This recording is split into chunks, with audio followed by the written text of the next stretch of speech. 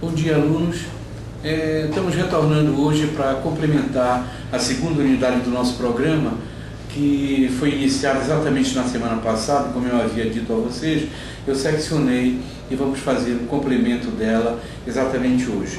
Vocês lembram que quando nós começamos a falar em projeto, nós dissemos que o projeto, isso está contido exatamente no manual de vocês, a elaboração de um projeto passa por uma série de áreas importantíssimas em que você tem que desenvolvê-las de tal sorte para que possa, então, fazer a conformação na elaboração de um projeto. E essas áreas, dentre as muitas que existem, nós sabemos da importância de definir o escopo do projeto, de definir a atividade do projeto, a EAP, de definir exatamente a duração da atividade, a procedência das atividades, alguns gráficos importantes e técnicas fundamentais, como, por exemplo, o cronograma, como o caminho crítico, o método do caminho crítico, o PERT-CPM, etc., e também a alocação dos recursos. Nós ficamos na nossa aula passada, nós paramos exatamente na parte relacionada com a definição da atividade e da estrutura analítica do projeto, que é exatamente a EAP. E como eu falei para vocês, e ratifico agora, a EAP é uma decomposição hierárquica orientada para o trabalho que vai ser exatamente executado pela equipe do projeto. É você trabalhar o projeto em formas menores, em formas, por exemplo, de partes menores que são facilmente gerenciáveis pela sua estrutura menor. Organizar as atividades a serem executadas na forma de mini projetos, quer dizer, você quebra exatamente em pequenos pacotes todas as atividades que vão ser executadas dentro do projeto e consegue fazê-lo de maneira muito prática e de forma eficiente e eficaz. Essa foi mais ou menos a terceira dimensão, a segunda definição dessas áreas importantes do nosso projeto. Vamos falar a partir de hoje nas áreas restantes. Bom, a terceira etapa, vamos começar então hoje pela terceira etapa. A terceira etapa na elaboração do projeto é a etapa que se denomina de definição de duração da atividade. Ela se refere exatamente à fixação dos prazos para a execução das tarefas e das atividades. E é preciso dar uma especial atenção a essa etapa, porque a gestão de tempo na execução das atividades é uma coisa indispensável, imperiosa, que você faça de maneira precisa e correta. Exige esse passo assim, um cuidado muito especial, não é? Porque ela se refere à duração de cada atividade. Então, essas atividades, esse prazo deve ser precisamente calculado, com muita atenção.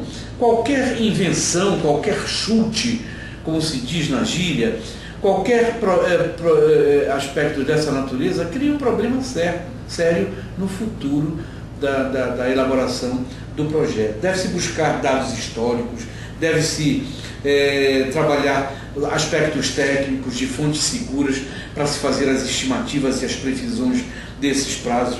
É comum que se trabalhe com prazos pessimistas, com prazos otimistas também do projeto.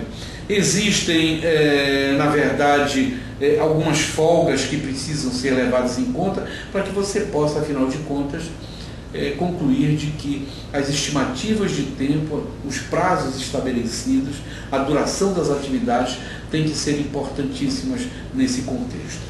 Uma outra etapa, uma quarta definição da etapa da nossa elaboração do projeto é a definição das procedências das atividades.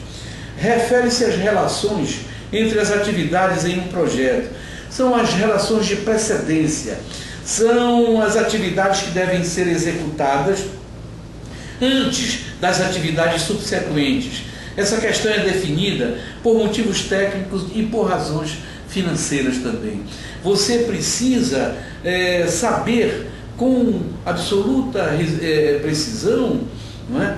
Quais são as atividades que dependem uma das outras, quais as atividades que devem ser realizadas antes das outras atividades, quais as atividades que devem ser feitas após a conclusão de determinadas atividades, ou seja, essa minha atividade precede uma outra, essa minha atividade é consequência de uma outra. Essas coisas têm que ser muito bem definidas. Vocês devem ler com muita atenção os comentários que estão no nosso livro, no nosso documento, que vocês têm, exatamente o documento que foi distribuído pela coordenação do curso, justamente no que diz respeito ao que está previsto lá nas folhas 47 e 48, quando fala exatamente na procedência nas procedências das atividades, as precedências, perdão, das atividades. Então é uma etapa indispensável e fundamental. Um outro aspecto importante do projeto é o cronograma. O que é um cronograma? O cronograma é um gráfico utilizado justamente, um gráfico de gerenciamento, utilizado para dimensionar os prazos de execução e de implementação de projetos. Então, todo projeto, nós sabemos, ele tem um prazo para ser realizado. Então, o cronograma expressa exatamente essa compatibilização das atividades que vão ser executadas, as atividades propostas, com o tempo previsto para a realização do projeto como um todo. Isso pode ser dividido justamente em grandes etapas, tais como planejamento, execução, divulgação. O cronograma permite aos autores avaliarem continuamente o andamento do projeto e a disponibilidade de tempo ainda existente. Então, o cronograma é exatamente esse gráfico para o gerenciamento dos projetos, que vai dimensionar dimensionar os prazos para a execução e a implementação dos projetos que estão sendo desenvolvidos e concebidos. O cronograma inclui pelo menos uma data de início planejada e uma data de término planejada para cada atividade, datas de início e término agendadas e que serão justamente estabelecidas.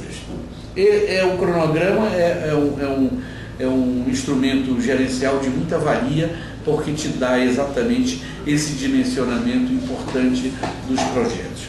Um outro recurso interessante nessa elaboração de projetos é o recurso chamado de gráfico de Gantt, que exibe justamente o avanço, não é, das tarefas de um projeto. É um gráfico de barras,